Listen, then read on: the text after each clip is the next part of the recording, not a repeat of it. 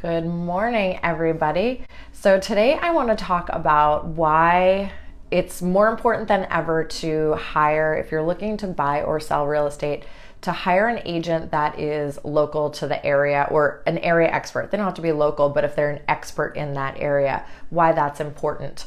And then also, if you are looking to hire a real estate agent, 10 questions to ask them, because you should be interviewing. It's a shifting market, and it's a market that a lot of us have not experienced. Probably none of us have experienced. So it's important to get the best agent on your side. I'm not saying I'm the best agent for you, but here's some tips. First, a reason to hire a local agent. So there's a lot, like, for instance, I am licensed in Maine and New Hampshire. If you are hiring me to sell your house in Barnstead, New Hampshire, I am not the area expert. I am not the best person to do that for you. I would actually refer something like that elsewhere, because it's just not my area expertise and I wouldn't be doing you a service. I know agents that are licensed in Maine, New Hampshire, Massachusetts, and they will go anywhere, sell anything, do whatever. And in a different market that might work, but in this market it might not be the best idea for you as a consumer. So an agent who is an expert in the area, especially if you're listing a home, is able to educate the buyers on the pluses of that location. I know personally, I would consider myself an area expert in the Berwicks. I've served a lot on the planning board and various boards, and I know exactly what's going on down there and can help people understand how that will affect the value of their home in the future. So also, when you love something, like when you're an expert in something, you just want to kind of gush about it. So I'm kind of like that with my town and the surrounding towns.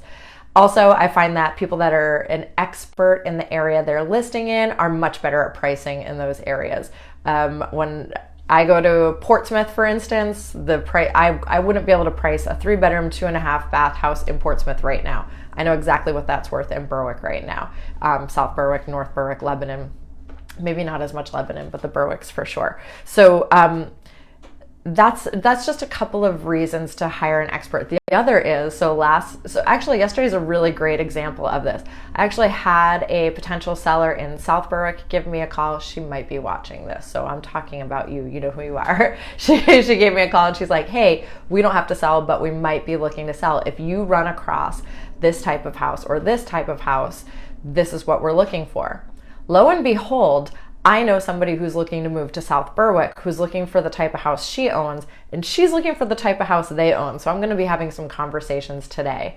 And then also, I got a text message from the company, the owner of the company that cleans my listings for me. And she said, hey, we just did a cleaning on this house. I know what's going on in the market. I know that you said you had buyers looking. So I'm having my buyers do a drive-by, and I already sent them all of the information on this house so that they can just have some upfront info. So hiring an agent who is really an expert, has a great network in that area, can be very beneficial to you in ways that you have no idea about. But now we're going to go back into the archives. I was thinking today, so I was doing videos 10 years ago. So I've been watching my videos from 2013, which are kind of funny to me. I was just a brand new real estate agent, but I had a blog back then. Maybe I'll post the blog on my site, because it's kind of, I really worked hard. But I did do a great article that I refer a lot to, and that is 10 questions to ask if you're hiring a real estate agent.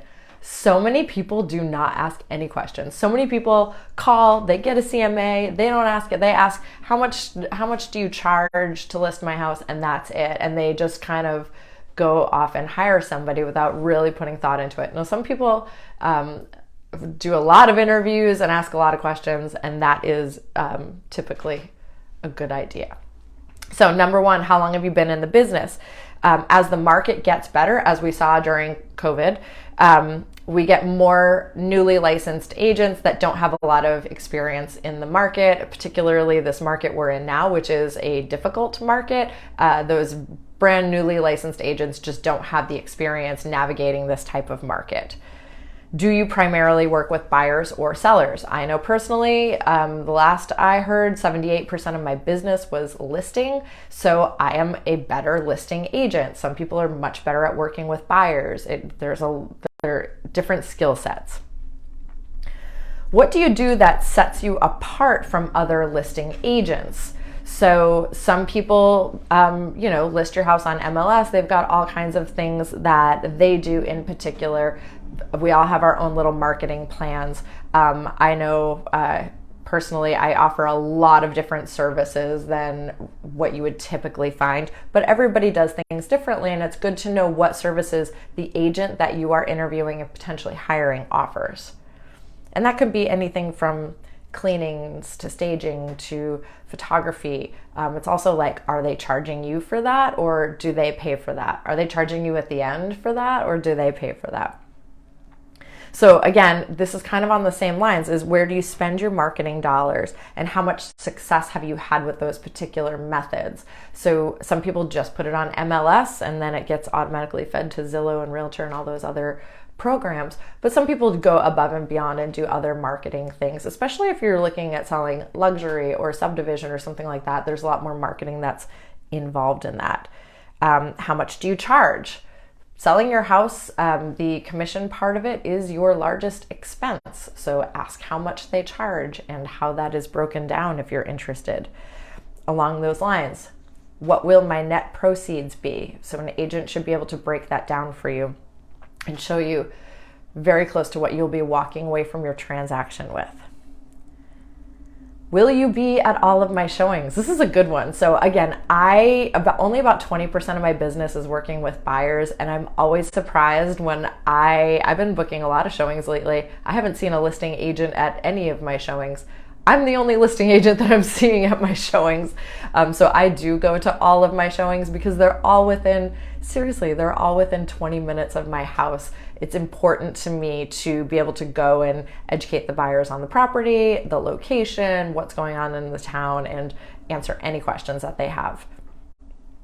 Will you put a lockbox on my house?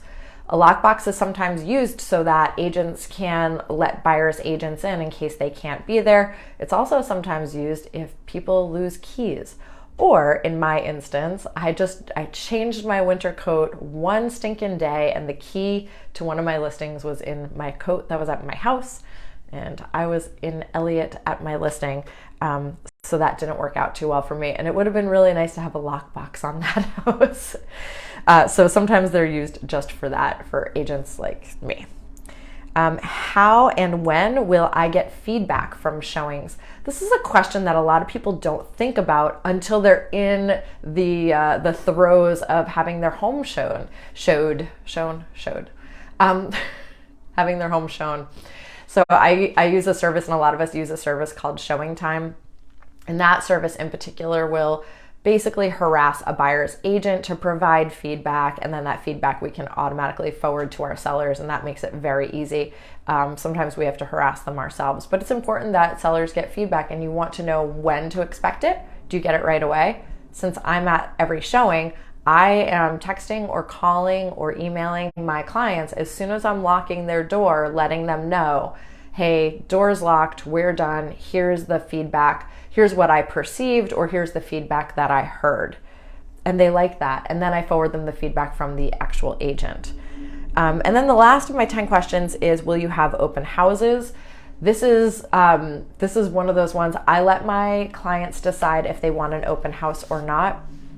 Some agents have a very strategic marketing strategy where they will price a house lower, have an open house, have a ton of people at it, and then have multiple offers on it. Some people really want open houses. Some clients really don't want open houses. They do, they are a little bit of a liability. We make sure that anything that is valuable, or any medications or any firearms, anything like that, are either off premises or very far out of sight. But that is a personal preference. So if you want open houses, it's a good thing to know if your agent is going to do them or not.